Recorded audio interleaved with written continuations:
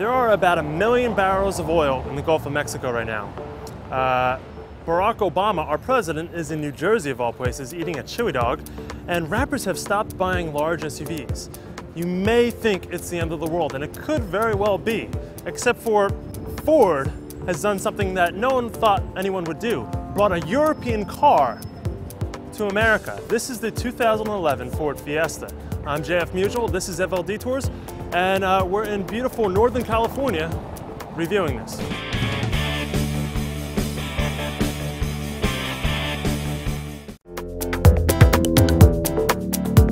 Now let's start off with a Fast Lane Daily Fiesta Rewind. This is not the first time that we have reviewed this car. In fact, the first time we reviewed it was actually the first Fiesta in the country. It was one of the Ford Fiesta movement cars, which actually meant it was a German spec vehicle. This though, this 2011 model is what is being sold in the US. Now this model, the US spec version, is only a little bit different than what you would find in Germany or anywhere else in Europe. The front chin is a little bit different and the headlights meet DOT standards. I started off this episode saying that the world is coming to an end. In fact, it's not. Though there are some issues with our economy and with certain people in the financial industry, there are companies that are making the right decisions. Ford, for example, has created the One Ford plan. What is it? Well, you know, previous to this year, Ford has always produced different vehicles for different segments of the world. So Europe had their own cars, US had their own cars, and South America had their own cars. Al Mulally has finally made the decision that all the cars that are sold within the US and Europe are going to be sold everywhere else. So we now have a European car that was designed in Europe now being sold in the US. At the start of this decade, we lived in a world of excess. Our houses represented it big, our cars showed it big, monstrous, but that caught up to us. We now have to adapt to a society that we're not used to. Europe has had to deal with it. They had to adapt to smaller cars faster than we did. Now that we're in those times, that's why this car has come to us.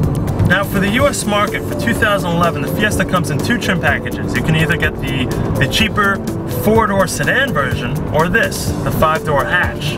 I prefer the hatch. It actually has a little bit more sporting cred to it. Off the lot, you're going to be spending about $14,000 for the sedan with a few options.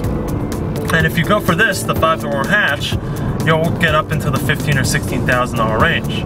Now when comparing this against the Yaris or even the Mazda 2, it is a little bit more expensive, but at the same time, you're getting a hell of a lot more. There's not much to be said about the design of this car. It's good, but it's been around for quite some time in Europe. So much so that they've already sold about 750,000 units. Ford went through great lengths to improve the quality of a subcompact car. Inside, you've got soft touch plastics. The steering wheel feels great. And yes, there are a lot of buttons up on this instrument cluster. But let me tell you, once you get used to it, it really all makes sense. Don't let it scare you.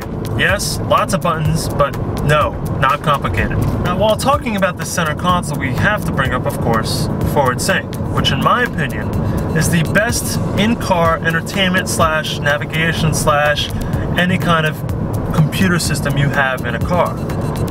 Though it has a lot of features, and you may be thrown off by how simple it sounds, it really does a lot. And there are a lot of menus and there are a lot of functions within it that have taken me some time to learn about.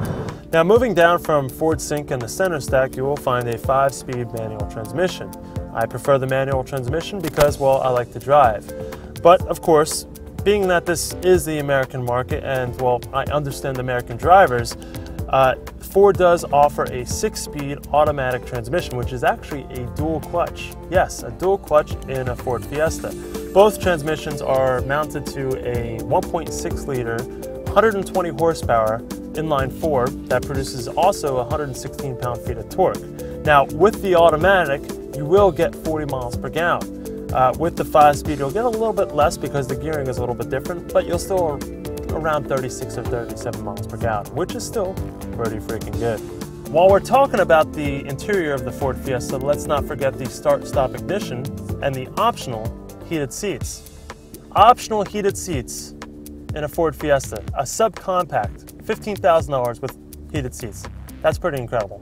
This being Fastlane Daily, I hope you recognize that there needs to be some kind of performance element to this review, and I will not shortchange you. Here you go. Now, the 1.6 liter, 120 horsepower, 116 pound-feet of torque, it's not a lot. I'm not going to say it's slow, but for a subcompact, it's all right. Going up big hills here in San Francisco, certainly you wish you had the extra power, and with the automatic transmission, actually you do get bogged down a little bit, especially if you're stopped on a hill and you're trying to get up. That may have something to do with the dual clutch automatic. But otherwise, once you get this car up to speed and with the momentum, it feels fantastic. One of the most fun aspects of this car is the turning radius. It's about 18 feet. It feels like you're turning on itself. I could do this all day.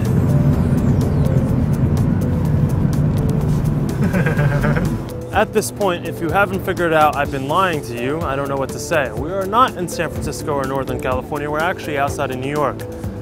We shot all the B-roll for this car about 4 months ago, and actually I finally got around to reviewing it here in New York.